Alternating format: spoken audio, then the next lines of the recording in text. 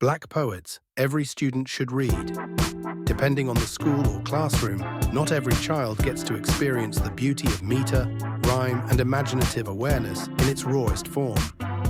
And although there's nothing wrong with reading the poems of Emily Dickinson, Shakespeare, and Walt Whitman, children also need to develop their creative expression and see their families and communities reflected through the verses of Black poets. Here are must-read Black poets that bring the Black experience with its joy and pain to life. Black students gain inspiration and creative expression from these essential Black poets. Amanda Gorman, the youngest inaugural poet known for The Hill We Climb, with works like Call Us What We Carry and children's books. Yona Harvey, Howard University alum who explores Afro-futuristic themes in You Don't Have to Go to Mars for Love and co-authored Marvel's Black Panther spin-offs. She also works with teens on mental health topics. Jericho Brown, Pulitzer winner who challenges social issues like gun violence and police brutality in his work The Tradition.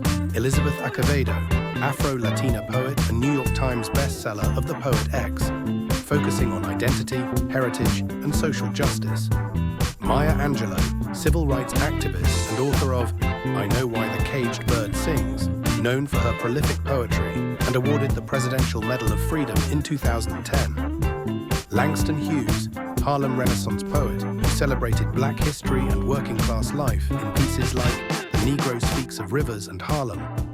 Ntozake Shange, known for colored girls who have considered suicide. When the Rainbow is Inuf, her choreo poems empower Black women through themes of sisterhood. So in conclusion, students continue to benefit from exposure to culturally reflective poetry for creative expression across all cultures and peoples. This is a selection of poets that provide a rich tapestry of Black experiences, fostering connection and inspiration for students and anyone who picks up a book to read. Thanks for coming by tonight, and we look forward to seeing you much more here at the Socially Yet Distanced.